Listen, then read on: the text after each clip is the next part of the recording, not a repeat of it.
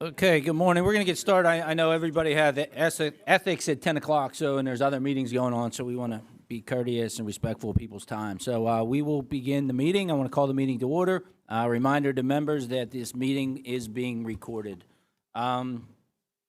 James, can we take roll, please? Here.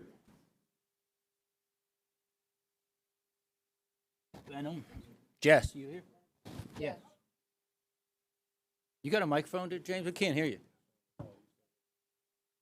Brown, Designation. Cerisi, Deloso, Gurgley, Designation. Giral, Guzman, Isaacson, Kenyatta, Designation. Malagari, Here. McAndrew, Designation. Otten, and Salisbury. Designation. All right. Fee, Designation. Flood, Designation. Gatos, Kiefer, designation. All right. Ledbetter, Major, Designation. Mostello, designation. Rigby,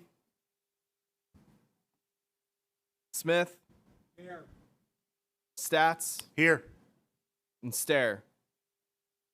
All right. We have Okay. a quorum. Thank you. First up, House Bill 2212. First bill on the agenda, sponsored by Representative Otten. Lynn, can you please explain the bill? Good morning. House Bill 2212 would prohibit products that contain alcohol from being sold immediately adjacent to non-alcoholic beverages that have similar name, branding, or packaging, unless posted with signage clearly stating which has alcohol and which do not. Right, thank you. Any comments? Rep. Otten? Sure. Thank you, Chairman. This is a pretty simple consumer protection measure as the alcoholic beverage industry continues to expand with new ready-to-go cocktails available, both distilled spirits and brewed products that are seltzers and things like that. It's increasingly becoming more confusing for consumers to identify which products have alcohol and which do not. I recently had an intern in my office who was in a convenience store type location that sold both alcoholic and non-alcoholic beverages, accidentally picked up a Monster Energy drink that contained alcohol, not realizing it until he got to the register. And this bill would just simply help consumers to identify which products do have alcohol and which products do not when we have these crossover beverages that have similar branding. And that's really all it is. Thank you. Great, thank you. Any discussion on the bill? Representative Malagari. Thank you, Mr. Chairman. I just want to thank the maker of the bill. In the industry, we always talk about adjacencies of product, and the adjacencies that you want to have are competitive products within the same category.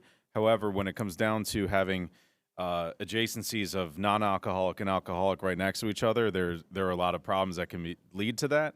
Having worked in the industry and also working in the grocery end of the industry as well, distributing in, it was our job to make sure that those adjacencies of the non-alcoholic product were not next to or near, anywhere near the alcoholic side. So I appreciate the bill, and I look forward to voting yes in favor of it. Thank you. Thank you. Any other comments? Seeing none, is there a motion to approve the bill? I'm sorry, a motion to bring up the bill. Isaacson and Malagari. I guess we can just do a voice vote. Is there any negative votes on the bill? Bless you. Seeing none, the bill passes. Yes.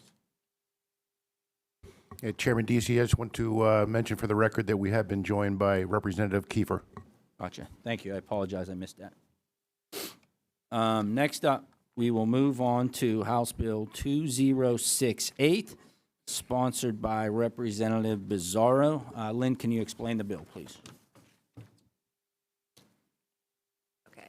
House Bill 2068 would allow clubs and catering clubs to remain in safekeeping for up to 2 years, for additional years with a written application and a fee of $5,000 in counties of 1 through 4th class and $1,000 for counties of 5 through 8th class. The fees double for each additional year after year 2, or after year 3, I'm sorry. Okay, thank you. We do have one amendment to consider, Amendment A4593 by Representative Stats. Can you explain the amendment? A 4593 would allow clubs to obtain an extended food permit beyond the 6 they are currently permitted to sell food. Okay. Thank you. Is there any discussion on the amendment? Seeing none, we need a motion to adopt the amendment. Stats and Otten, seconds. So the amendment, all those in favor of the amendment say aye. Aye. Any opposition? Seeing none, the amendment passes. Now we will take up the bill as amended. Is there any discussion on the bill? Seeing none, we need a motion to approve the bill as amended. Malagari? Benham? All those in favor of the bill as amended, say aye. Aye. Any opposed? Seeing none, the bill is approved as amended. Is there any other discussion?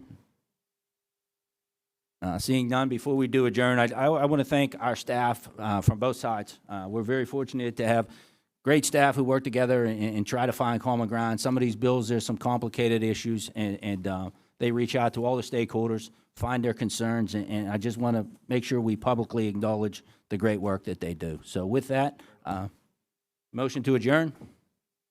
So moved. Meeting adjourned.